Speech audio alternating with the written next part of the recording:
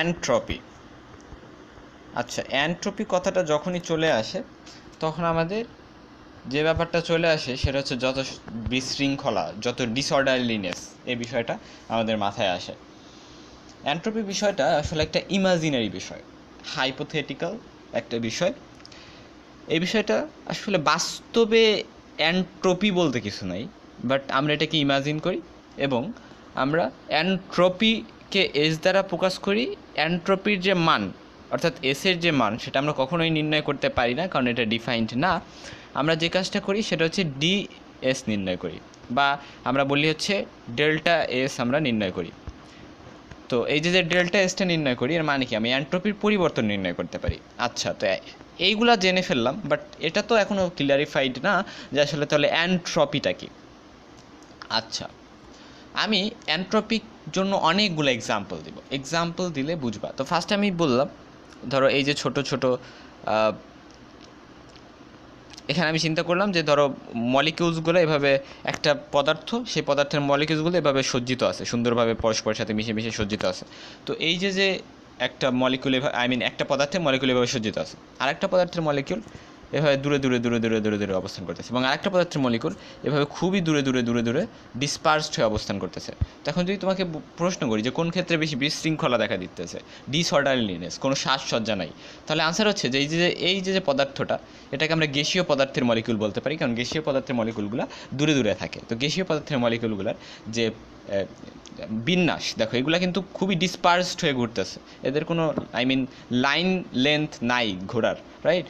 ঠিক এটার কিছুটা আছে এবং এটার অনেকটা আছে। সো এটা হচ্ছে কঠিন পদার্থ, এটা হচ্ছে তরল পদার্থের মলিকিউল, এবং ধরলাম এটা হচ্ছে আমাদের বায়বীয় পদার্থের মলিকিউল। তো এই যে আমি যদি তোমাকে জিজ্ঞাসা করি এখানে এনট্রপির মান কোনটার বেশি, তাহলে মনে রাখবা যে আমাদের যেটা যত বেশি ডিসঅর্ডার, যেটা যত বেশি অসজ্জিত, যেটা সাজানো না, যেটা ডিসপার্সড হয়ে আছে, ডিসঅর্ডারলিনেস বিদ্যমান, সে জায়গাটায় এনট্রপির মান বেশি হয়। এনট্রপি মানে হচ্ছে বিশৃঙ্খলা, রাইট? এই কথাটা সর্বদা মনে রাখবে। Entropy is a measure of disorderliness. So এই বিষয়টা মনে রাখতে হবে। সো এনট্রপি কি? এনট্রপি ইজ এ ডিসঅর্গানাইজড যে সকল বিষয় আছে সেগুলা, সেটা যত ডিসঅর্গানাইজড হবে একটা প্রসেস, সেটা তত বেশি এনট্রপি বাড়বে। সো এই বিষয়টা গুরুত্বপূর্ণ। সো আমি বলতে পারি এখানে এনট্রপিকে যদি আমি এস দ্বারা প্রকাশ করি, তাহলে আমি বলবো যে এই জায়গায় এনট্রপি সব থেকে কম, তার থেকে একটু বেশি এই জায়গায়, এবং সব থেকে বেশি এনট্রপি এই জায়গায়, অর্থাৎ বায়বীয় পদার্থে। সো আশা করি এইটা বুঝছো। তো এইটা আসলে আমাদের একটা জাস্ট এমনি এক্সাম্পল ছিল, বাট আমরা আশা করি এই বিষয়টা জানি যে আমাদের প্রকৃতিতে যত প্রসেস হয়, ন্যাচারাল প্রসেস হয়, তার বেশিরভাগই সবই প্রায় স্পন্টেনিয়াস। আচ্ছা, ন্যাচারাল এবং স্পন্টেনিয়াস কথা দুটোর সাথে অনেক মিল আছে। আচ্ছা, প্রাকৃতিক। স্পন্টেনিয়াস মানে কি? স্পন্টেনিয়াস মানে হচ্ছে process that happens itself or by little push. আমি লিটল এফেক্ট করতেছি। বেশিরভাগ স্পন্টেনিয়াস মানে হচ্ছে অটোমেটিক্যালি, স্বতঃস্ফূর্তভাবে ঘটবে। এক্ষেত্রে আমি কোনো ধরো প্রভাবিত করব না, তো অটোমেটিক্যালি ঘটবে। তো আমরা জানি কি প্রাকৃতিক যে প্রসেসগুলো থাকে, ধরো এই যে গাছের ফুল ফোটা, বা যে কোনো প্রাকৃতিক প্রসেসের কথা তুমি চিন্তা করতে পারো, আমরা যে কোনো ন্যাচারাল বিষয় চিন্তা করতে পারি, সেই সকল ন্যাচারাল প্রসেস, অর্থাৎ ঋতুর পরে ঋতু আসা, তো এমন সকল ন্যাচারাল প্রসেসই কিন্তু স্পন্টেনিয়াস হয়। আচ্ছা, এবং আমাদের এই যে স্পন্টেনিয়াস হয়, স্পন্টেনিয়াস হওয়ার কারণেই আমার ন্যাচারাল প্রসেসগুলোতে র্যান্ডমনেস বিষয়টা খুবই লক্ষ্যমান। র্যান্ডমনেস। আচ্ছা, র্যান্ডমনেস মানে কি? র্যান্ডমনেস মানে হচ্ছে কোনো সাজসজ্জা নাই, জাস্ট উলাটপালাট নির্বিচার, এটাই তো র্যান্ডমনেস। তো এই র্যান্ডমনেস এর আরেকটা সিমিলার আমি বলতে পারি, অ্যাডজেক্টিভ বলতে পারি, ডিসঅর্গানাইজড। দেখো আমাদের এই যে স্পন্টেনিয়াস প্রসেস, এই স্পন্টেনিয়াস প্রসেস মানে কি? স্পন্টেনিয়াস প্রসেস মানে হচ্ছে আমাদের ইরিভার্সিবল প্রসেস। দেখো স্পন্টেনিয়াসের সাথে ইরিভার্সিবল, বা আমাদের যাকে আমরা বলি হচ্ছে অপ্রত্যাবর্তী প্রক্রিয়া বা ইরিভার্সিবল প্রসেস, সেটার সাথে কিন্তু আমাদের এই স্পন্টেনিয়াসের সম্পর্ক। অর্থাৎ আমরা বলতে চাচ্ছি, আমরা এখন অনেকগুলো এক্সাম্পল শিখব। যেমন ধরো আমি উদাহরণ দিলাম, এই যে একটা ধরো জার, এখানে একটা জার আছে এবং আর একটা জার আছে, এখানে আরেকটা জার। তো এই দুইটা জারকে আমি ধরো কানেক্ট করে দিলাম। তো যখন আমি দুইটা জারকে কানেক্ট করে দিব তখন আমার ধরো এই জারটার মধ্যে অনেক গ্যাস আছে, তো এটার মধ্যে কোনো গ্যাস ছিল না। বাট আমি কি করলাম, আমি যখন এটা হচ্ছে ফাঁকা, এটা কি ফাঁকা, বাট এটা হচ্ছে ফুল, এটা হচ্ছে ইমটি, এটা হচ্ছে ফুল। তো এটা যেহেতু ফুল, গ্যাসে ফুল, আমি কী করলাম, এদের মধ্যে কানেকশান সৃষ্টি করে দিলাম। যখন কানেকশান সৃষ্টি করে দিলাম তখন আমরা একটা জিনিস লক্ষ্য করি যে এখান থেকে গ্যাস এখানে যাচ্ছে, তো এখান থেকে যেখানে যাচ্ছে এটা তো ন্যাচারাল প্রসেস, এটা ন্যাচারাল প্রসেস না। তো এই যে ন্যাচারালি এটা হচ্ছে, স্পন্টেনিয়াসলি এই বিষয়টা ঘটতেছে যে আমি দুটোর মধ্যে কানেকশান সৃষ্টি করে দিলে এখান থেকে গ্যাস এখানে যাবে, এটা পাত্রে যাবে যেটা ফাঁকা ছিল, এবং সেটাতে গিয়ে এখানে কিন্তু অনেকগুলো গ্যাস দিয়ে দিবে। সো দেখো গ্যাসের অণুগুলো যে এইভাবে ডিসপার্সড হয়ে যাচ্ছে, এক পাত্র থেকে আর এক পাত্রে যাচ্ছে, এই যে যাওয়াটা, এই যাওয়াটাই কিন্তু হচ্ছে আমাদের ডিসঅর্ডারলিনেস সৃষ্টি করার একটা সিস্টেম। অর্থাৎ এখানে যাওয়ার মাধ্যমে বেশি বেশি সরে যাইতেছে, এবং যত বেশি ডিসঅর্গানাইজড হবে তত বেশি বিশৃঙ্খলা সৃষ্টি হবে এবং তার এন্ট্রপিটা তত বৃদ্ধি পাবে। ঠিক একইভাবে এটা কিন্তু ন্যাচারাল প্রসেস, আমরা কোনোভাবে অ্যাফেক্টেড করতেছি না। তো এই যে আসলে ন্যাচারাল প্রসেস ঘটতেছে এইভাবে, আমরা কিন্তু চাইলেও আমরা লক্ষ্য করবো যে ন্যাচারালি আবার কিন্তু এই পাত্র ইম্পেরি যে পাত্রটা ছিল সেখান থেকে আবার গ্যাস কিন্তু রিটার্ন করবে না এখানে, এটা কখনোই হয় না। বাট আমরা করতে পারি যদি এটাতে আমরা আমাদের নিজের কোনো এফেক্ট এক্ষেত্রে কাজ করাই, আমাদের নিজের কোনো প্রভাব এক্ষেত্রে বিস্তার করি, কোনো যন্ত্র ব্যবহার করে এই পাত্র থেকে এই পাত্রে আমরা গ্যাস আনতে চাই তাহলে আনতে পারি, বাট স্পন্টেনিয়াসলি বা প্রাকৃতিকভাবে কখনোই আসবে না। সো একটা কথা ভালো করে মনে রাখবা যে আমাদের এই প্রকৃতিতে, আমাদের এই বিশ্বে যত প্রসেস আছে, যত স্পন্টেনিয়াস প্রসেস আছে যেগুলো অটোমেটিক্যালি হয়, স্বতঃস্ফূর্তভাবে হয়, সেই স্পন্টেনিয়াস প্রসেসগুলো হচ্ছে এন্ট্রপিকে বাড়ানো টাইপের প্রসেস। অর্থাৎ আমাদের আসলে পৃথিবীতে যা আছে সব, পৃথিবীর বিশৃঙ্খলা আস্তে আস্তে কিন্তু প্রচুর বেড়ে যাচ্ছে এবং পৃথিবীটাই কিন্তু বিশৃঙ্খল। আচ্ছা, আমি তোমাকে উদাহরণ দিই। আসলে আমাদের জীবনে, প্রাত্যহিক জীবনে আমরা প্রত্যেকটা ঘটনার সাথে আমাদের বিশৃঙ্খলার মিল আছে। যেমন সাপোজ তুমি চিন্তা করো, অর্থাৎ আমি বলতে চাচ্ছি যদি কোনো প্রসেস এমনিই হয়, স্পন্টেনিয়াসলি যে প্রসেসগুলো হয় ওগুলার এন্ট্রপি বৃদ্ধি পাবে, এই বিষয়টা ভালো করে মনে রাখবা। রাইট? অর্থাৎ আমি যদি বলি যে এখানে এ থেকে বি যদি হয়, তাহলে এটা যদি আমি তোমাকে বলি যে এটা এই ক্ষেত্রে এই বিক্রিয়াটা কি স্পন্টেনিয়াস না, এটা কি স্বতঃস্ফূর্তভাবে ঘটবে না, হবে না, তাহলে তুমি বলবা যে বিক্রিয়াটা স্বতঃস্ফূর্তভাবে তখনই হবে যদি আমাদের এক্ষেত্রে এন্ট্রপি বৃদ্ধি পায়। সো আমরা এভাবে খুব সহজেই বলে দিতে পারি যে একটা প্রসেস কি স্পন্টেনিয়াস না, অর্থাৎ স্পন্টেনিয়াস তখনই হবে, স্বতঃস্ফূর্তভাবে তখনই একটা বিষয় ঘটে যখন তার এন্ট্রপি বেশি। তো এই বিষয়টা কিন্তু গুরুত্বপূর্ণ। সো এন্ট্রপি মানে কি, এন্ট্রপি মানে যদি তোমাকে বলা হয় তাহলে তুমি বলবা মিজার অফ র্যান্ডমনেস বা ডিসঅর্ডারলিনেস, মিজার অফ র্যান্ডমনেস বা ডিসঅর্ডারলিনেস। তো খুবই গুরুত্বপূর্ণ একটা বিষয়। তো এখন আমরা আরেকটা এক্সাম্পল দিই। ধরো তুমি তোমার ক্লাসরুমে ধরো ক্লাসরুমে যাও প্রতিদিন। তো প্রতিদিন তুমি কি এক বেঞ্চেই বসতে পারবা, একই জায়গায় একই সিটে? আচ্ছা, তুমি যদি ধরো প্রতিদিন তোমাদের ক্লাসে যারাই আছে, ধরো তোমাদের ক্লাসে 60 স্টুডেন্টস, তো ওই 60 স্টুডেন্টস কি প্রতিটা দিন ঠিক একইভাবে বসতে পারবে?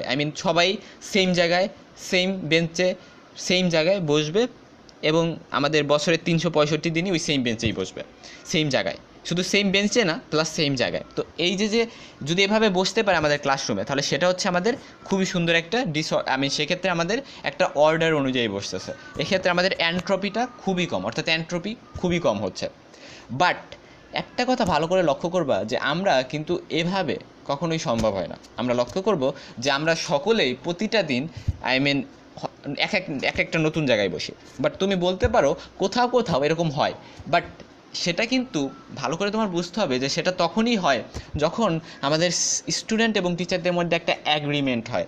অর্থাৎ এক্ষেত্রে আমরা কিন্তু একটা কন্ডিশন দিতেছি বা আমাদের মধ্যে অ্যাগ্রিমেন্ট হইতেছে, আমরা ফোর্স করে এটা করাইতেছি, বাট আমরা সেখানে যাব না। আমরা জাস্ট যে বিষয়টা ন্যাচারালি ঘটে, আমরা ন্যাচারালি কখনো ইচ্ছা করলেও একই জায়গায় বসতে পারি না, একজন এক এক জায়গায় বসে পড়ে। সো এই যে বিষয়টা যেটা ন্যাচারালি হয়, যেটা স্পন্টেনিয়াসলি হয়, কোনো কন্ডিশন নাই, কোনো অ্যাগ্রিমেন্ট নাই, এমনিতেই হইতেছে, এই সকল প্রসেসকে এই সকল প্রসেসকে বলি আমরা স্পন্টেনিয়াস প্রসেস। এবং স্পন্টেনিয়াস প্রসেস মানেই হচ্ছে আমার র্যান্ডমনেস বা আমাদের যেটাকে বলি এন্ট্রপি বৃদ্ধি পাচ্ছে, আমাদের বিশৃঙ্খলা বৃদ্ধি পাচ্ছে, ডিসঅর্গানাইজড হচ্ছে বেশি বেশি। সো এই বিষয়গুলো গুরুত্বপূর্ণ। তো একেই বলে হচ্ছে যে আমরা এন্ট্রপি বৃদ্ধি পাচ্ছে। সো এরকম অনেক উদাহরণ আছে আমাদের আমাদের আমাদের প্রাত্যহিক জীবনে। এবং আরেকটা কথা বলি, ধর তুমি প্রতিদিন পিসের বেঞ্চে একই জায়গায় বসো, আচ্ছা তুমি ক্লাসের কথা বাদ দিলাম, তোমার কথাই বললাম, তো তুমি যদি প্রতিদিন একই জায়গায় বসো সেটার পিছনে হয়তো বা নির্দিষ্ট কোনো কারণ আছে, রাইট? সো ওরকম কারণ বা কন্ডিশন আমাদের এক্ষেত্রে থাকবে না। হয়তো বা তোমার হয়তোবা তুমি ওই বেঞ্চে বসলে হয়তোবা তুমি কাউকে দেখতে পারো, বা তুমি ওই বেঞ্চে বসে কোনো একটা সুবিধা তোমার হয়, বা তোমার ফলে তার জন্যই ওইখানে বসো, আচ্ছা যাই হোক। তো এখন দেখো, আমরা এখন যে বিষয়টা নিয়ে আলোচনা করতে যাচ্ছি সেটা হচ্ছে যে আমাদের ফার্স্টে তো আমরা জানছি যে এন্ট্রপি বলতে আমরা কী বুঝি, একটা বিশৃঙ্খলা। তো এন্ট্রপির অনেকগুলো সংজ্ঞা আছে, রাইট? অর্থাৎ আমাদের বিজ্ঞানী ক্লোসিয়াস তাপগতিবিদ্যার দ্বিতীয় সূত্র প্রয়োগ করতে গিয়ে উপলব্ধি করেন যে সমস্ত প্রক্রিয়ায় যেমন বস্তুর তাপমাত্রা স্থির থাকে, তেমন রুদ্ধতাপ প্রক্রিয়াও বস্তুর কোনো কিছু স্থির থাকে। এবং এটা কি স্থির থাকে, সেটা হচ্ছে তাপ স্থির থাকে। সো এটা কিন্তু আমরা জানি।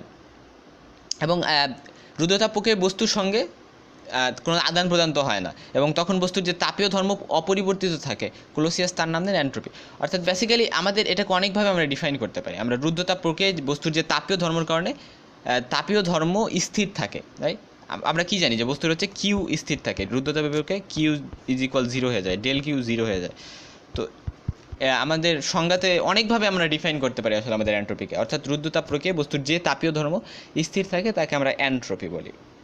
সো এই বিষয়টা গুরুত্বপূর্ণ। সো এন্ট্রপি হলো বস্তুর এমন একটি ধর্ম যা রুদ্ধতাপ প্রক্রিয়ায় স্থির থাকে। অর্থাৎ আমাদের বলা হয় এন্ট্রপি রুদ্ধতাপ প্রক্রিয়ায়, আমরা পরবর্তীতেই দেখব যে রুদ্ধতাপ প্রক্রিয়া আমাদের যে এন্ট্রপির পরিবর্তন সেটা 0 হয় এবং এন্ট্রপিটা কনস্ট্যান্ট হয়। এরকম একটা বিষয়, রাইট? এন্ট্রপি চেঞ্জ হয় না। তো এভাবে অনেক সংজ্ঞা দেওয়া আছে, বাট আমরা ধরো যেমন কোনো সিস্টেমের শক্তি রূপান্তরের অক্ষমতা, অসম্ভাব্যতা বা রূপান্তরের জন্য শক্তির অপ্রাপ্যতাকে এন্ট্রপি বলে। এরকম অনেকভাবে সংজ্ঞা দেওয়া যেতে পারে। আবার একটু আগে আমরা যে সংজ্ঞাটা শিখলাম যে কোনো বস্তুর এন্ট্রপি বলতে আমরা এমন একটা ভৌত রাশিকে বুঝি যা বস্তুর রুদ্ধতাপীয় প্রত্যাবর্তী প্রক্রিয়ায় সর্বদা স্থির থাকে। আচ্ছা, এইগুলো নিয়ে আমরা পরে জানবো, বাট আমরা এখন আমাদের যে বিষয়টা আশা করি জানা প্রয়োজন সেটা হচ্ছে আমাদের রুদ্ধতাপীয় প্রক্রিয়ার ফর্মুলাটা কি। আচ্ছা, আমরা কীভাবে ফর্মুলার সাহায্যে ডিফাইন করি, রুদ্ধতাপীয় প্রক্রিয়া না, এন্ট্রপির ফর্মুলাটা কি। আচ্ছা, এন্ট্রপির যে ফর্মুলাটা সেটা হচ্ছে এরকম যে কোনো সিস্টেমের তাপমাত্রার সাপেক্ষে গৃহীত ও বর্জিত তাপের পরিবর্তনের হার তার এন্ট্রপির পরিবর্তন পরিমাপ করা হয়। অর্থাৎ আমাদের বলা হয় যে কোনো একটি সংস্থা বা চক্রের তাপমাত্রার সাপেক্ষে গৃহীত বা বর্জিত তাপের পরিবর্তনের হারই এন্ট্রপি। অর্থাৎ ধরো এটা যদি আমি চিন্তা করি এন্ট্রপি, অর্থাৎ এন্ট্রপির পরিবর্তন আমরা হিসাব করি, এন্ট্রপি তো হিসাব করতে পারি না, তো এটাকে আমরা ডেল এস বলতে পারি। এবং এন্ট্রপির ডেল এস বললে উপরে হচ্ছে ডেল কিউ, অর্থাৎ আমাদের এটা ধরো গৃহীত বা বর্জিত তাপ হতে পারে তাপমাত্রার সাথে এটার পরিবর্তনের যে তাপের পরিবর্তনের যে হার, রাইট? তাপমাত্রার সাপেক্ষে তাপের যে পরিবর্তনের হার, তো এই বিষয়টা গুরুত্বপূর্ণ, সেটাকে আমরা বলি এন্ট্রপি হিসাব করি। তো এন্ট্রপির সূত্র এইটাই যে ডেল কিউ বাই টি।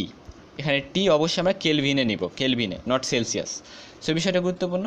তো এটা একটা কথা মনে রাখবো, যখন আমার তাপমাত্রা কনস্ট্যান্ট অর্থাৎ সমষ্ণ প্রক্রিয়ার ক্ষেত্রে আমাদের ক্ষেত্রে টি এই সূত্রটা প্রযোজ্য। বাট আমরা যখন তাপমাত্রা কনস্ট্যান্ট না, তাপমাত্রা চেঞ্জ হয়, তখন সেক্ষেত্রে আমরা যে সূত্রটা ব্যবহার করব সেটা হচ্ছে ডিএস, অর্থাৎ ডিএস ব্যবহার করব বাই, এটা হচ্ছে ডি কিউ বাই টি, এভাবে সূত্রটা ব্যবহার করবো। এবং এর ফলে আমরা দেখব যে এখানে আমরা লিখতে পারবো del S is equal integration of D Q by T. So খুবই গুরুত্বপূর্ণ, এটা তখন আমরা ব্যবহার করব যখন তাপমাত্রা কনস্ট্যান্ট না। সো আশা করি বুঝতে পারছো যে যখন তাপমাত্রা কনস্ট্যান্ট না তখন আমরা এই ইন্টিগ্রেশন রিলেটেড এই সূত্রটা ব্যবহার করব, এবং যখন তাপমাত্রা কনস্ট্যান্ট তখন এই সূত্রটা ব্যবহার করলেই চলবে। সো আশা করি বুঝতে পারছো। তো এখন আমি এখানে আরেকটা কথা বলি যে আমাদের এই যে ডেল এস, আমরা এস তো পরিমাপ করতে পারি না, ডিফাইন্ড না, তো এটা তখনই পজিটিভ হবে যখন আমাদের প্রসেসটা স্পন্টেনিয়াস হবে, অর্থাৎ অটোমেটিক্যালি যেগুলো হইতেছে, রাইট? কারণ আমরা কি শিখছি যে যখন আমাদের স্পন্টেনিয়াস হয়, পজিটিভ মানে কি, এটার মান পজিটিভ হওয়া মানে হচ্ছে আমার এটার মান বাড়তেছে, এন্ট্রপি বা বিশৃঙ্খলা বাড়তেছে। এবং বিশৃঙ্খলা কখন বাড়ে, যখন প্রসেসটা ইরিভার্সেবল হয়, স্পন্টেনিয়াস হয়। বাট যখন আমার ডেল এস এর মান নেগেটিভ হবে, কমবে, অর্থাৎ আমার বিশৃঙ্খলার মান কমবে, তার মানে কি? তার মানে হচ্ছে আমার প্রসেসটা হবে নন স্পন্টেনিয়াস, বা যাকে আমরা বলি রিভার্সেবল। নন স্পন্টেনিয়াস, বা যাকে আমরা বলি হচ্ছে রিভার্সেবলও বলতে পারি। আচ্ছা, রিভার্সেবল প্রসেসে আসলে আমাদের এন্ট্রপি জিরো হয়ে যায়। এই বিষয়টা গুরুত্বপূর্ণ। রিভার্সেবল প্রসেসে এন্ট্রপি জিরো হয়ে যায়। কীভাবে? নন স্পন্টেনিয়াস প্রক্রিয়াগুলোতে হচ্ছে মাইনাস হয়, এবং রিভার্সেবল প্রসেস যেটা সেটাতে জিরো হয়। কিভাবে? দেখো, আমি যদি চিন্তা করি এ এবং এখানে বি, এভাবে উভমুখী রিভার্সেবল বিষয়টা গুরুত্বপূর্ণ। অর্থাৎ এ থেকে বি হচ্ছে, বি থেকে এ হচ্ছে। এবং এক্ষেত্রে রিভার্সেবল প্রসেসের ক্ষেত্রে আমাদের কিন্তু কোনো কি জানি যে আমাদের সকল তাপই কাজে রূপান্তরিত হয়, ফলে এক্ষেত্রে কোনো অপচয় থাকে না, অবক্ষয়ী শক্তি থাকে না, সান্দ্রতা, রোধ এগুলো থাকে না। সো এই জন্য একটা বিষয় লক্ষ্য করবা যে এক্ষেত্রে আমাদের স্পন্টেনিয়াস প্রসেস হইতেছে, আবার এই ক্ষেত্রে স্পন্টেনিয়াস প্রসেস আমাদের লক্ষ্যমান। সো যেহেতু রিভার্সিবল প্রসেসে এরকম বিষয় লক্ষ্যমান হয়, তাই উভয় পাশে স্পন্টেনিয়াস। তো একটার সাথে আরেকটা আমরা দেখব যে একটার সাথে আরেকটার একটা পজিটিভ একটা নেগেটিভ যখন দুটো যোগ করবো, তখন ইভেনচুয়ালি আমাদের ডেল এস এর যে মানটা হবে সেটা হয়ে যাবে জিরো। সো একটা জিরো হয়ে যাবে, এবং আসলে দুইটা একই মান বাট বিপরীত দিকে, ফলে এটা জিরো হয়ে যাবে। ডেল এস এর যে মানটা, এন্ট্রপির টোটাল যে পরিবর্তন, সেটা জিরো হবে। তো এই বিষয়টা নিয়ে আমরা আরও শিখবো যে কী কারণে আমাদের রিভার্সিবল প্রসেসের ক্ষেত্রে, সেটা অ্যাডিয়াবেটিক রিভার্সিবল প্রসেস হোক বা আইসোথার্মাল রিভার্সিবল প্রসেস হোক, সেটা সব ক্ষেত্রে আমাদের এন্ট্রপির পরিবর্তনের মান জিরো হয়। তো কেন হয় সেটা আমরা সূত্রের সাহায্যে দেখব পরে। ভিডিওটা একটু বড় হবে, so hope you will be watching. তো আমি আরেকটা কথা বলে দেই, এন্ট্রপি হচ্ছে আমাদের একটা স্টেট ফাংশন।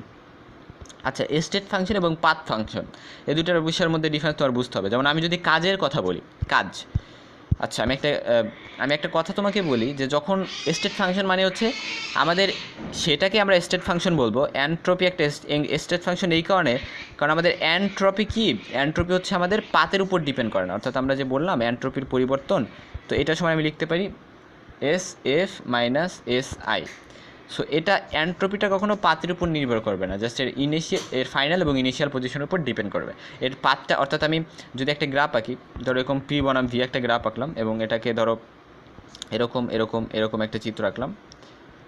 তো ধরো এই চিত্রটায় আমরা যদি বলি, এই চিত্রটার ক্ষেত্রে আমি যদি বলি ধরো এটা হচ্ছে এক্স, এটা ওয়াই, এটা জেড, তাহলে এক্ষেত্রে আমাদের জাস্ট এই যে এক্স এবং জেড, অর্থাৎ এখান থেকে শুরু হয়ে এইখানে গেছে, জাস্ট এই দুইটা পয়েন্টের উপর হচ্ছে আমাদের ডিপেন্ড করবে। অর্থাৎ আমাদের এন্ট্রপিটা জাস্ট এই দুইটা পয়েন্টের উপর ডিপেন্ড করবে, অর্থাৎ জাস্ট ফাইনাল এবং ইনিশিয়াল পয়েন্টের উপর ডিপেন্ড করে আমাদের, কিন্তু পুরো পাথের উপর ডিপেন্ড করে না। বাট ওয়ার্ক পুরো পাথের উপর ডিপেন্ড করে আমাদের কিন্তু নির্ণয় করতে হয়, তাই ওয়ার্ককে বলা হয় পাথ ফাংশন। আচ্ছা, যাই হোক, তো এটাকে কিন্তু আমরা তাই এভাবে লিখতে পারি যে আমরা যদি লিখি s x to z is equal del s x to y plus del s y to z. So আশা করি বুঝতে পারছো। দেখো এক্স টু জেড এটাই তো বেসিক্যালি আমাদের ডেস্টিনেশন, ফার্স্ট ইনিশিয়াল থেকে ফাইনাল। তো এখান থেকে আমি কি বলতে পারি যে এক্স টু ওয়াই এবং ওয়াই টু জেডের যে এন্ট্রপি, সেটা যোগ করলেই কিন্তু আমি কী পেয়ে যাচ্ছি, আমার এইটা। তো এইটাই হচ্ছে বেসিক্যালি আমার এন্ট্রপির যে মানটা, সেটা কী করে, ইনিশিয়াল ও ফাইনাল পয়েন্টের উপর ডিপেন্ড করে, ফাইনাল মানটার উপর ডিপেন্ড করে। তো আশা করি এই বিষয়গুলো ভালো করে বুঝতে পারছো।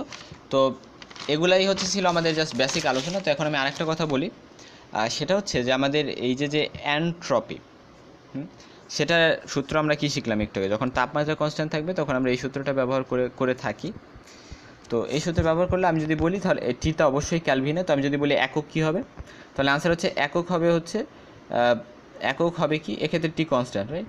এবং আমাদের এই যে সূত্রটা, অর্থাৎ এই যে del s d Q by t, এটাকে হচ্ছে আমাদের তাপমাত্রাটা কি কনস্ট্যান্ট না। তো এই বিষয়টা গুরুত্বপূর্ণ।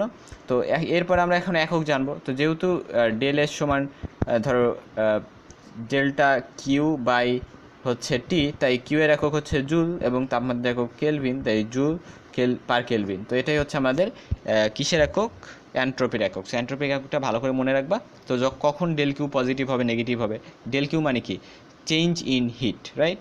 তো এই ডেল কিউ যখন হিট গেইন করবে তখন ডেল কিউর মান পজিটিভ হবে, যখন হিট লুজ করবে, হিট ছেড়ে দিবে, রিলিজ হবে, তখন হচ্ছে আমার ডেল কিউর মান ঋণাত্মক হবে।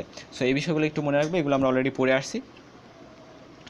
তো এখন এরপরে আমরা হচ্ছে রিভার্সিবল প্রসেসে কেন আমাদের এনট্রপির যে পরিবর্তন সেটা জিরো হয়, এই বিষয়গুলো আমরা শিখব। তবে তার আগে আমরা একটা কাজ করে আসি, সেটা হচ্ছে কিছু রিডিং পড়ে আসি।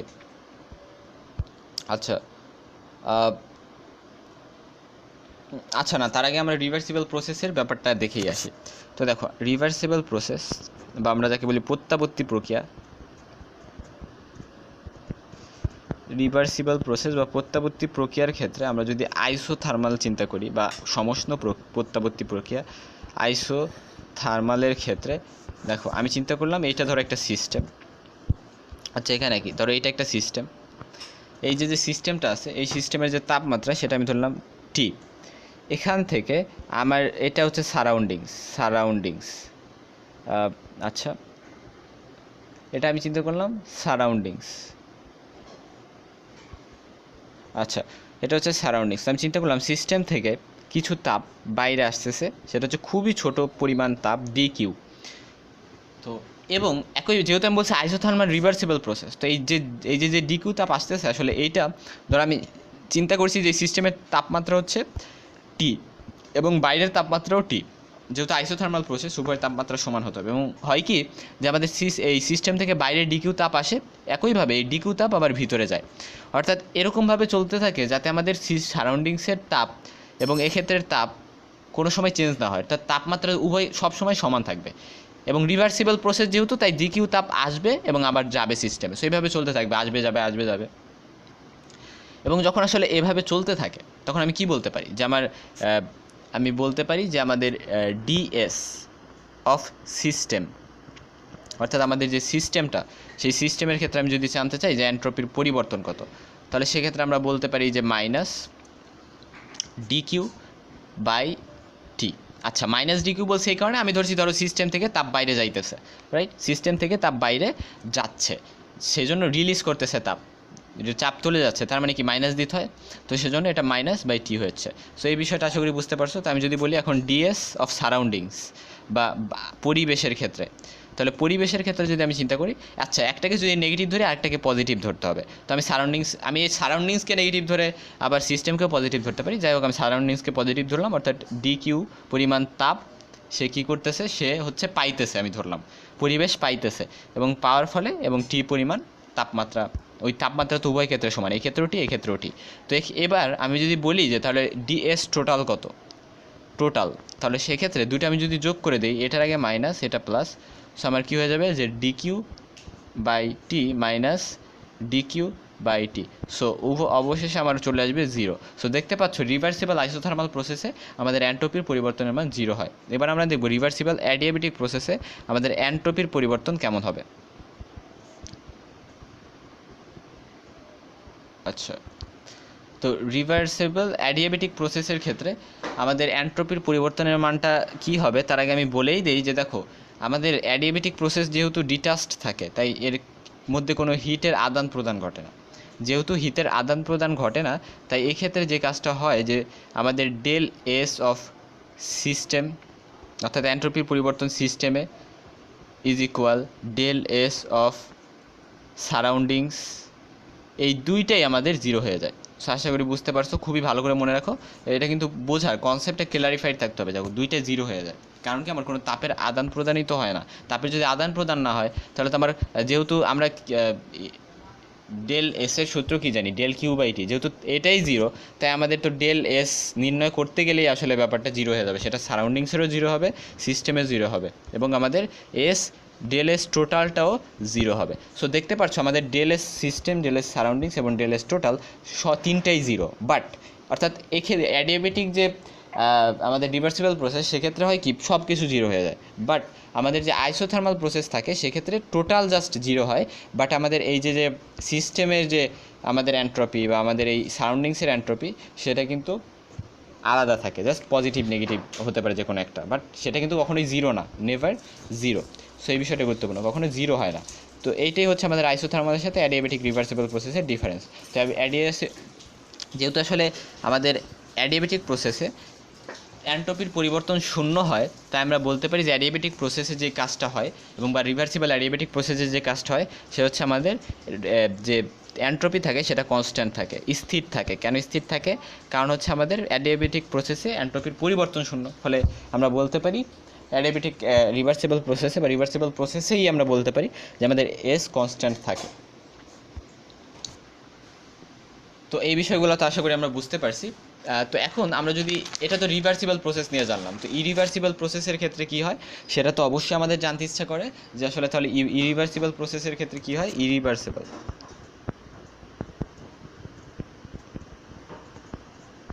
ইরিভার্সিবল প্রসেসের ক্ষেত্রে হিসাব সোজা। আমি চিন্তা করলাম এই যে একটা সিস্টেম, এই সিস্টেমের তাপমাত্রা আমি ধরলাম T1 এবং দেখো আমি সিস্টেম থেকে ডিকিউ পরিমাণ তাপ বাইরে দিলাম, রিলিজ করলাম। তো সারাউন্ডিংস, বাইরে হচ্ছে সারাউন্ডিংস, তো সারাউন্ডিংসে ডিকিউ পরিমাণ তাপ রিলিজ করলাম। ফলে ডিকিউ পরিমাণ তাপ যখন আমি রিলিজ করব এখান থেকে কিন্তু আবার ব্যাক করবে না, কারণ এটা রিভার্সিবল প্রসেস না, এটা একমুখী প্রক্রিয়া। ফলে এটা জাস্ট এখানে তাপ বাইরে রিলিজই করবে, ফলে এখানে আমাদের তাপ গেইন করবে এবং তাপমাত্রা বাড়বে এবং আমি ধরলাম সারাউন্ডিংসের তাপমাত্রা T2।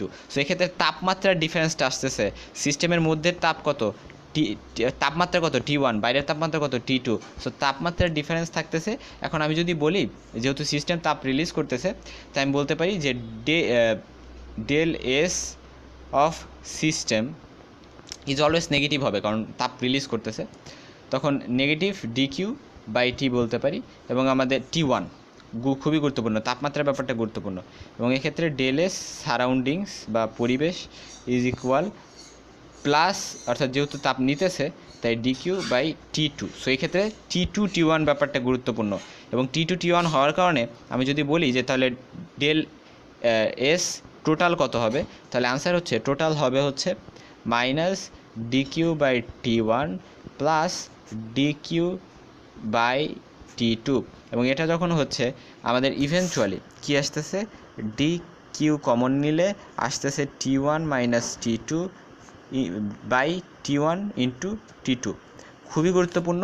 এই যে আমাদের ভ্যালুটা আসছে এটা কিন্তু জিরোর থেকে বড়, জিরোর থেকে সর্বদা বড় হবে। সো এই কথাটা সবসময় মনে রাখবা যে আমাদের বিশৃঙ্খলা বা অ্যান্ট্রপির পরিবর্তন, অ্যান্ট্রপিটা বৃদ্ধি পায়, অর্থাৎ অ্যান্ট্রপির পরিবর্তনটা ধনাত্মক হয় কখন, যখন আমাদের ইরিভার্সিবল প্রসেস হয়। এটা আমরা আগেও বলছি একটাকে, যদি তুমি ভালো করে আমার যে লেকচারের প্রথম পার্টটুক সেটুকু যদি বুঝে থাকো তাহলে কিন্তু বুঝতে পারবে ব্যাপারটা যে আমাদের যখন ইরিভার্সিবল প্রসেস বা স্পন্টেনিয়াস প্রসেসের কথা বলি তখন হচ্ছে আমাদের ডেল এস পজিটিভ, ডেল এসটা কী হয়, জিরোর থেকে বড় হয়, অর্থাৎ পজিটিভ হয়, অর্থাৎ আমাদের অ্যান্ট্রপি বৃদ্ধি পায়।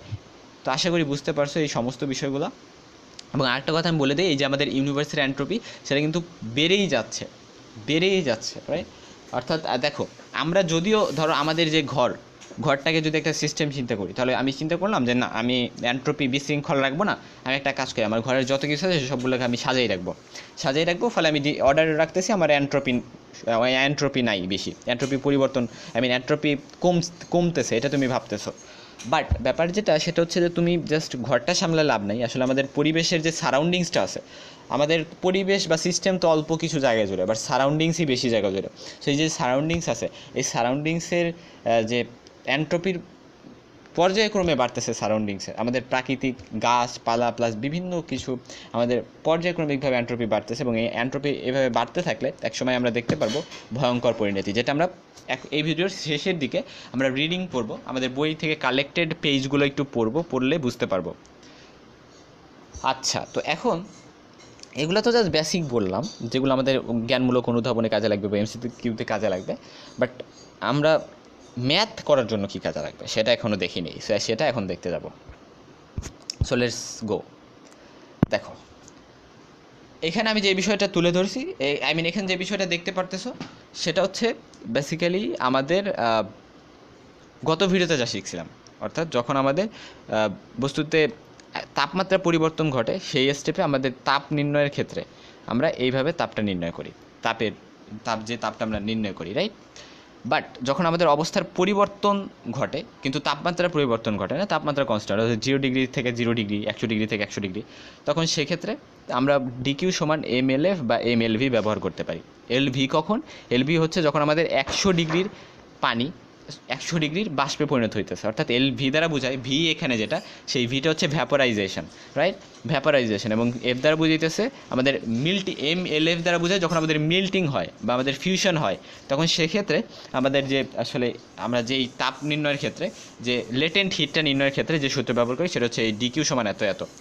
আচ্ছা, তো এক্ষেত্রে আমাদের এল এফ এবং এল ভির যে মান, কিছু নির্দিষ্ট মান আছে, সেটা কিন্তু আমরা শিখছিলাম। এক্ষেত্রে খুবই গুরুত্বপূর্ণ, দেখো। আচ্ছা, এই জায়গায় 3.36 বা 3.33 অনেকে ব্যবহার করে, অর্থাৎ আমাদের এল এফ এর মান এবং এল ভি এর মান 2.268 × 10⁶ অনেকে ব্যবহার করে। আচ্ছা, যাই হোক, তো এই মানগুলো কিন্তু আমি গত ভিডিওতে আলোচনা করেছিলাম। সো এই বিষয়টা যদি তোমার বুঝতে হয়, সম্পূর্ণ আমার লেটেন্ট হিট যে লেকচারটা আছে, এটার প্রিভিয়াস লেকচার, ঠিক এটার আগেরটা, সো ওই ভিডিওটা দেখে নিবা। So hope afterwards you will get to know all this ideas about latent heat, কারণ এগুলো আমাদের ম্যাথ করতে লাগবে। তো তারপরের বিষয়টা আসো যে আমাদের এই যে বিষয়টা, সেটাই, অর্থাৎ তাপমাত্রা যখন পরিবর্তন ঘটে তখন আমরা এইভাবে তাপ নির্ণয় করি। এক্ষেত্রে টি ফাইনাল আগে, তারপরে টি ইনিশিয়াল। এবং অবস্থার পরিবর্তন ঘটে, তাপমাত্রার পরিবর্তন ঘটে না, সেক্ষেত্রে এভাবে। বাট এখানে গুরুত্বপূর্ণ যে বিষয়টা, খুবই ভালো করে লক্ষ্য করো, এইটার মধ্যে লক্ষ্য করো, আমাদের এন্ট্রপির পরিবর্তন নির্ণয়ের একটা খুবই গুরুত্বপূর্ণ সূত্র, আমরা যে বলেছিলাম ওই যে তাপমাত্রা যখন কনস্ট্যান্ট না, তখন আমরা ওই যে ইন্টিগ্রেশন করি, কিসের ইন্টিগ্রেশন, ডিকিউ বাই টি, সেই ইন্টিগ্রেশন করে আমরা টিএফ এর লিমিটের মধ্যে ইন্টিগ্রেশন করে এরকম একটা সূত্র পাই। এই সূত্রটা খুবই গুরুত্বপূর্ণ কোন ক্ষেত্রে, যখন আমাদের তাপমাত্রা কনস্ট্যান্ট না। আমি বারবার বলতেছি, যে ক্ষেত্রে তাপমাত্রা কনস্ট্যান্ট না। সো ফলে আমি কিন্তু এই সূত্রটা ব্যবহার করব। ভালো করে মনে রাখো, মুখস্থ করে রাখো, এস বলতে বোঝাচ্ছে আপেক্ষিক তাপ। ধরো পানির আপেক্ষিক তাপ কত, স্পেসিফিক হিট কত, 4200 kilo joule, 4200 joule per KG.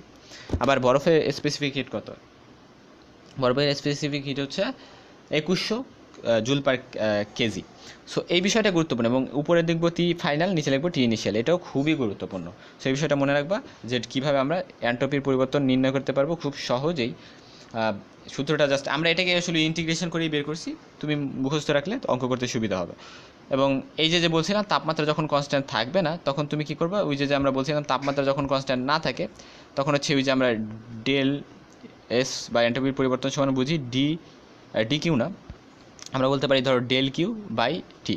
ফলে ওই ডেল কিউ এর জায়গায় আমরা যে ওই লেটেন্ট হিট পড়ছি, অর্থাৎ এই যে লেটেন্ট হিট পড়ছিলাম দুই ধরনের, একটা হচ্ছে ফিউশনের ক্ষেত্রে, একটা হচ্ছে ভ্যাপারাইজেশনের ক্ষেত্রে, সেই অবস্থা ভেদে আমি ব্যবস্থা গ্রহণ করব। এবং ধরো MLF লাগবে, অর্থাৎ আমার ফিউশনের ক্ষেত্রে কথা বললে সেক্ষেত্রে ডেল কিউ এর জায়গায় MLF বসাই দিব।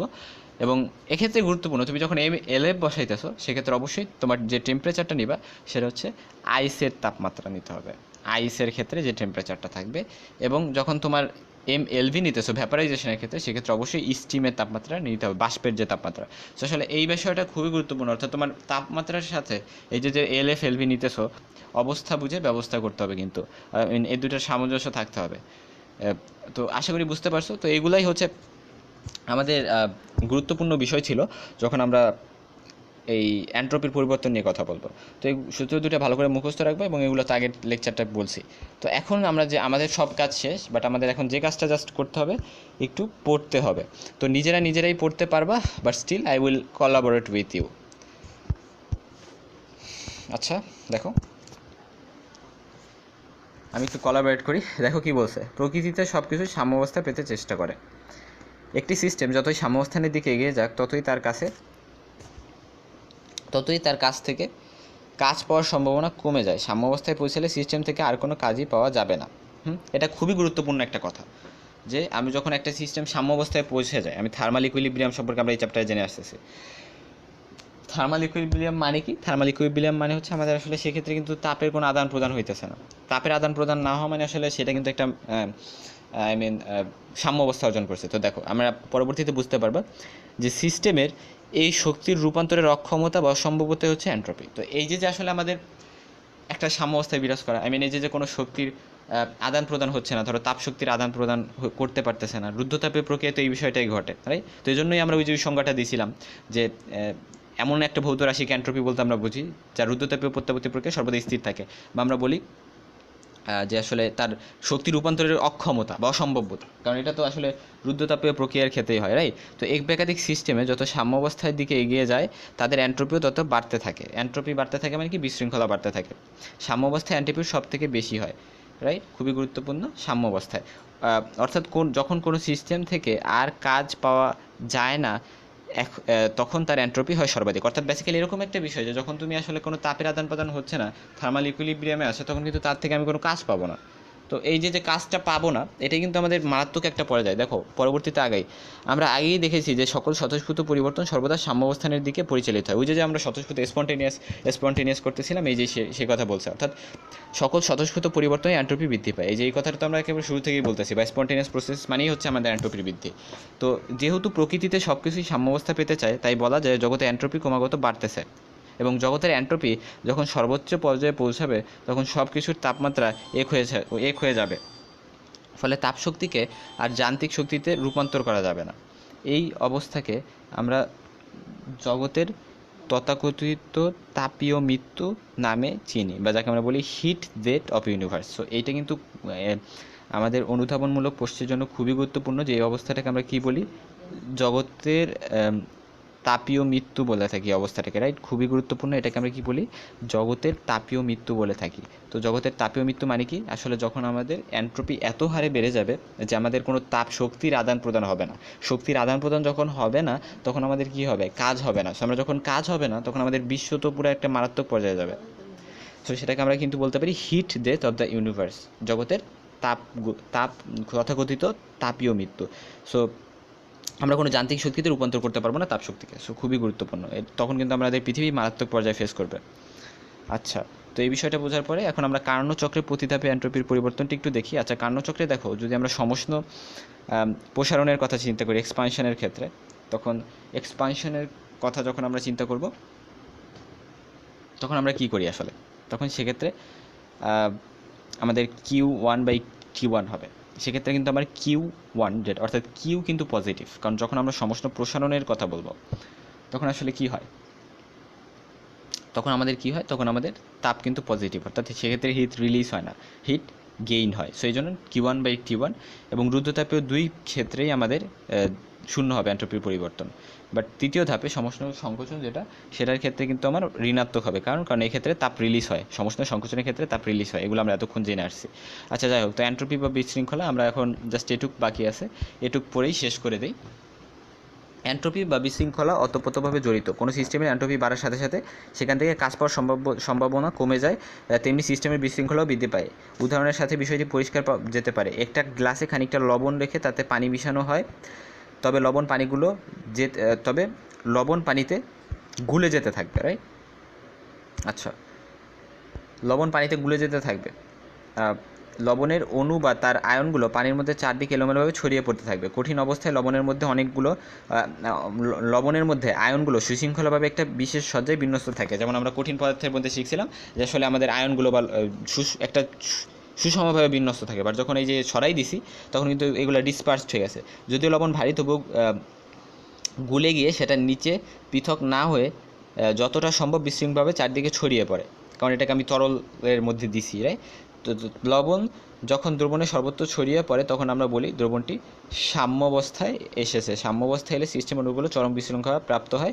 এনট্রপি তাই বলা হয় সিস্টেমের বিশৃঙ্খলতার মাপকাঠি। সো আশা করি বুঝতে পারতেছো, জাস্ট পড়ে যাইতেছি কারণ আমি অলরেডি বুঝাই দিছি। কোনো সিস্টেমের উপর বাইরে থেকে শক্তি প্রয়োগ করে যদি শৃঙ্খলা আনার চেষ্টা করা হয় তাহলে সিস্টেমের এনট্রপি কমে যাবে। হ্যাঁ, কারণ এখানে একটা গুরুত্বপূর্ণ কথা যে আমি একটা উদাহরণ দিয়েছিলাম যে যখন আমাদের ধরো আমরা সবাই ডিসপার্সড হিসেবে বেঞ্চের এক জায়গায় বসি এক দিন, ঠিক একইভাবে যখন আমাদের ধরো ম্যাডামের সাথে বা স্যারের সাথে আমাদের বলে দিছে, আমাদের ফোর্স প্রয়োগ করছে, বলছে যে না তোমার কালকে থেকে ওইখানেই বসতে হবে, তোমার কালকে থেকে ওইখানে বসতে হবে। সো আমাকে যেহেতু এইভাবে বলে দিতেছে, তখন কি হচ্ছে যে আমার বাইরে থেকে একটা শক্তি ধরো প্রয়োগ যদি করি তাহলে সেক্ষেত্রে শৃঙ্খলা ফিরে আনার চেষ্টা করা যায় এবং এনট্রপি কিছুটা কমানো যাবে।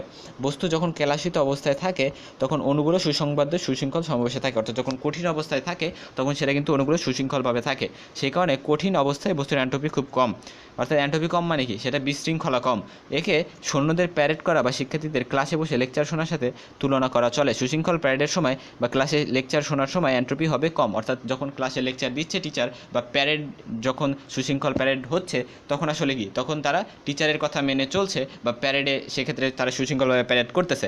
বাট যখন আমাদের টিচার ক্লাস থেকে চলে যায় সেই সময় কী হয় সেটা তো আমরা জানি। আচ্ছা, প্যারেড শেষে সৈন্যরা যেমন ছড়িয়ে পড়ে, ঘন্টা পড়লে শিক্ষক ক্লাস থেকে চলে গেলে শিক্ষার্থীরা বিশৃঙ্খল হয়ে ক্লাস থেকে বের হয়ে এন্ট্রপি বেড়ে যায়, অর্থাৎ আবার বিশৃঙ্খলা বেড়ে যায়। তো আসলে এই বিষয়গুলো খুবই কমন আমাদের বাস্তব জীবনের সাথে। সো এটাই ছিল আমাদের এন্ট্রপি। তো আমরা এই পরবর্তী ভিডিওতে যেটা করব যে আমি ওই লেটেন্ট হিট পড়ানোর পরেই বলছিলাম একটা অঙ্ক করাবো, বাট আসলে ওটার সাথে এন্ট্রপিও কিছুটা রিলেটেড ছিল, তাই ভাবলাম যে এন্ট্রপিটা পরে দেন এন্ট্রপির সাথে রিলেট করে একটা অঙ্ক করাই দিব, যেটা লেটেন্ট হিট এবং এন্ট্রপির সমন্বয়ে তৈরি একটা অঙ্ক। So hope you will be enjoying that math. এবং ওই ম্যাথটা করার মাধ্যমে আমরা থার্মোডাইনামিক্সের প্লেলিস্টটা শেষ করব, যেখানে আই থিঙ্ক 25+ ভিডিও আছে। So hope you have enjoyed the whole playlist of thermodynamics and you have enjoyed the whole chapter with me.